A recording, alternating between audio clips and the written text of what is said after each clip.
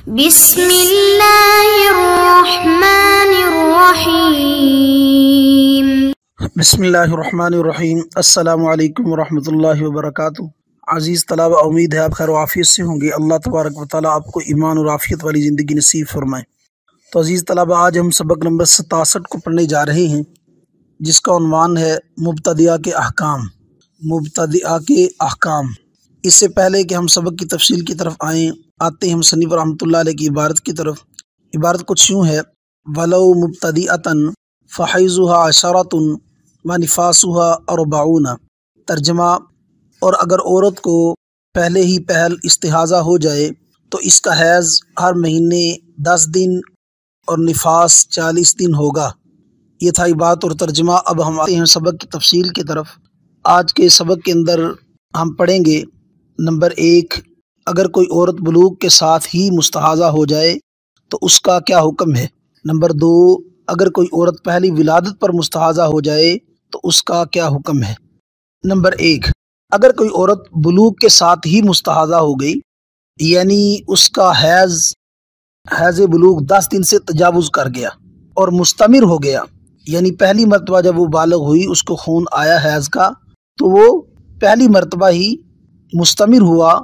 10 دن سے تجاوز کر گیا، تو اس عورت کا حیض ہر مہینے کتنے دن شمار کیا جائے گا۔ تو فرماتے ہیں کہ اگر کوئی عورت بلوغ کے ساتھ ہی مستحاضہ ہو گئی اور جو حیض کا خون پہلی مرتبہ آیا اس نے اپنی 10 دن سے تجاوز کا کیا اور 10 دن سے تجاوز کر کے آگے نکل گیا، تو اب اس عورت کا جو حیض ہے وہ ہر مہینے 10 دن شمار ہوگا، یعنی ہر مہینے 10 دن اس کے حیض کے شمار ہوں گے، اور جو بقیہ 20 دن ہیں ان کو استحاضہ شمار کیا جائے گا، کیونکہ 10 دن خون آ کر اگر منقطع ہو جاتا ہے تو یہ پورا کا پورا یقیناً حیض ہوتا۔ اگر 10 دن خون آ کر منقطع ہو جاتا تو یہ پورے کا پورا حیض شمار ہوتا، لیکن جب 10 دن سے زائد ہو گیا تو اب اس میں شبہ ہو گیا کہ 3 دن سے زائد 10 دن تک حیض ہے یا نہیں، تو سابقہ یقین اس شک سے زائل نہ ہوگی جو ابھی پیدا ہوا ہے، لہذا اس شک کو زائل کرنے کے لیے کہا جائے گا کہ اس عورت کا حیض 10 دن ہے، جو زیادہ سے زیادہ مدت ہے، کہ اس سے زیادہ مدت تو حیض ہوتا ہی نہیں، لہذا 10 دن اس کے حیض کے شمار ہوں گے اور جو بقیہ 20 دن ہیں وہ استحاضہ شمار ہوگا۔ نمبر 2، اگر کوئی عورت پہلی ولادت پر مستحاضہ ہو گئی تو اس کا کیا حکم ہے، یعنی عورت کو جب پہلی مرتبہ عورت نے بچہ جنا تو بچہ جننے کے بعد اس کا خون جو نفاس کا شروع ہوا تو وہ ایسا مستمر ہوا کہ پھر بند نہ ہوا، تو آیا کہ اب اس عورت کا کیا حکم ہوگا۔ تو حکم اس کا یہ ہے کہ اگر پہلی ولادت پر وہ مستحاضہ ہوئی تو اس کا نفاس 40 دن ہوگا، 40 دن نفاس کے شمار ہوں گے۔ کیوں؟ اس لیے کہ اگر 40 دن خون آ کر منقطع ہو جاتا تو یہ پھر تو پورے کا پورا نفاس شمار ہوتا، لیکن جب 40 دن سے بھی تجاوز کر گیا، زائد ہو گیا، 40 دن سے کم میں شبہ ہو گیا کہ آیا کہ اب یہ نفاس ہے یا نہیں، تو سابقہ 40 دن کی یقین اس شک سے زائل نہ ہوئی جو ابھی پیدا ہوا ہے، لہذا اس شک کو زائل کرنے کے لیے ہم نے کہا کہ نفاس کی جو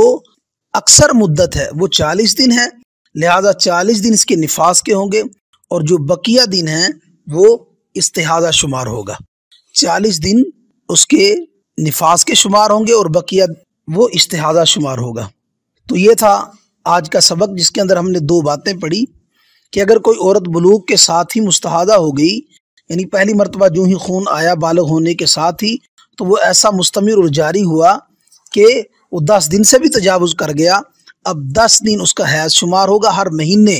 اور بقیہ جو 20 دن ہوں گے وہ استحاضہ شمار ہوگا۔ اسی طرح اگر کوئی عورت